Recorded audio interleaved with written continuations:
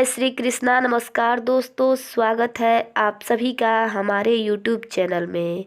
आज हम सुनाएंगे मोक्षदा एकादशी व्रत कथा। एक समय की बात है जब भगवान श्री कृष्ण से युधिष्ठिर महाराज ने पूछा, हे मधुसूदन, मार्गशीर्ष मास के शुक्ल पक्ष में कौन सी एकादशी आती है और इसका क्या महत्व है? यह सुन भगवान श्री कृष्ण बोले, हे राजन, मार्गशीर्ष मास के शुक्ल पक्ष में आने वाली परम कल्याणकारी एकादशी को मोक्षदा एकादशी कहते हैं। इस दिन भगवान दामोदर के विग्रह की तुलसी पत्र से पूजा की जानी चाहिए। अब मैं आपको पुराणों में वर्णित मोक्षदा एकादशी की कथा सुनाता हूँ, जिसका श्रवण मात्र करने से व्यक्ति को अश्वमेघ यज्ञ का फल प्राप्त होता है और इस पुण्य फल से किसी भी व्यक्ति के माता पिता या अन्य कोई भी पितृ यदि नरक में है तो उसकी भी मुक्ति हो जाती है। ध्यान पूर्वक अब आप ये कथा सुने। प्राचीन काल में चंपक नगर नाम का एक अत्यंत सुंदर नगर था। यह संपूर्ण सुख और समृद्धि से संपन्न थे। यहाँ बैखानस नाम का राजा राज्य करता था। उसके राज्य में चारों वेदों के ज्ञाता ब्राह्मण रहते थे। यह राजा अपनी प्रजा का पुत्रवत पालन करता था। एक बार रात्रि में राजा ने एक स्वप्न देखा कि उसके पिता नरक में है। उसे बड़ा आश्चर्य हुआ। प्रातःकाल वो विद्वान ब्राह्मणों के पास गया और अपना स्वप्न सुनाने लगा और बोला, हे ब्राह्मण, मैंने अपने पिता को नरक में कष्ट उठाते देखा है। उन्होंने मुझसे कहा कि हे पुत्र, मैं नरक में पड़ा हूँ, यहाँ से तुम मुझे मुक्त कराओ। जब से मैंने यह वचन सुने हैं तब से मैं बहुत बेचैन हूँ। चित्त में बड़ी अशांति हो रही है। मुझे इस राज्य, धन, पुत्र, स्त्री, हाथी, घोड़े आदि में कुछ भी सुख प्राप्त नहीं हो रहा। मैं क्या करूँ? हे ब्राह्मण देवताओं, इस दुख के कारण मेरा सारा शरीर जल रहा है। अब आप कृपा करके कोई तप, दान, व्रत आदि ऐसा उपाय बताइए जिससे मेरे पिता को मुक्ति मिल जाए। ऐसे पुत्र का जीवन व्यर्थ है जो अपने माता पिता का उद्धार ना करा सके।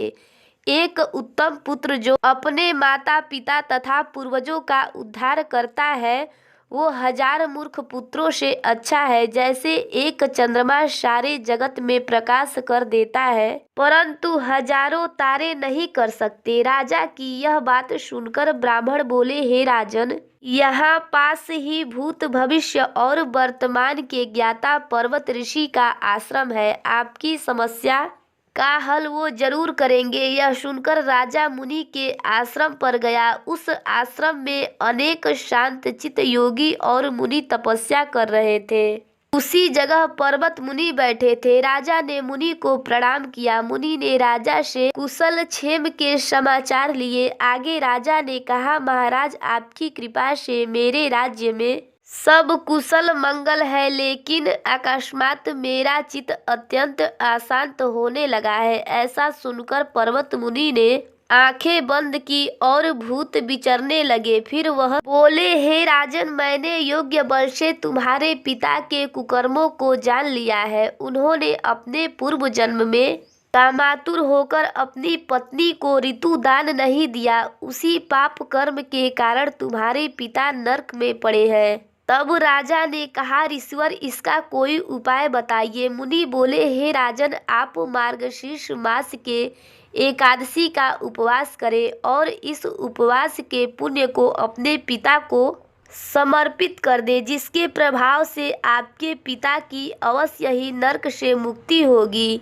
मुनि के यह वचन सुनकर राजा महल में आया और मुनि के कहे अनुसार कुटुंब सहित मोक्षदा एकादशी का व्रत किया। इसके उपवास का पुण्य उन्होंने अपने पिता को अर्पण कर दिया, जिसके प्रभाव से राजा के पिता को मुक्ति मिल गई और स्वर्ग में जाते हुए वो अपने पुत्र से कहने लगे, हे पुत्र, तेरा कल्याण हो। यह कहकर वह स्वर्ग चले गए। मार्गशीर्ष मास के शुक्ल पक्ष को मोक्षदा एकादशी का जो व्रत करते हैं उनके समस्त पाप नष्ट हो जाते हैं। इस कथा को पढ़ने या सुनने से वाजपेयी यज्ञ का फल मिलता है। यह व्रत चिंतामणि के समान सब कामनाएं पूर्ण करने वाला तथा मोक्ष देने वाला है। गीता के महात्म्य में शंकराचार्य जी ने बताया है, यदि कोई व्यक्ति एक ही ईश्वर की पूजा करना चाहे तो वह देवकी पुत्र श्री कृष्ण की करे, और यदि कोई व्यक्ति एक ही ग्रंथ पढ़ना चाहे तो वह श्री कृष्ण की भगवत गीता को पढ़ सकता है। जिस दिन यह भगवत गीता सुनाई गई थी वह दिन था मोक्षदा एकादशी की। इस दिन भगवान श्री कृष्ण ने अर्जुन को भगवत गीता का उद्देश्य प्रदान किया था। इस एकादशी के दिन को गीता जयंती के नाम से भी जाना जाता है। इस दिन का विशेष महत्व यह है कि इस दिन भगवत गीता का ग्रंथ और संदेश का दान अधिक से अधिक लोगों को करना चाहिए। ये कहानी आपको कैसी लगी कमेंट करके जरूर बताइएगा। चैनल पर पहली बार आए हैं तो चैनल को सब्सक्राइब करिएगा, बेल आइकन को प्रेस करिएगा ताकि आने वाली न्यू वीडियो की नोटिफिकेशन आप सभी को मिलती रहे। जय श्री कृष्ण।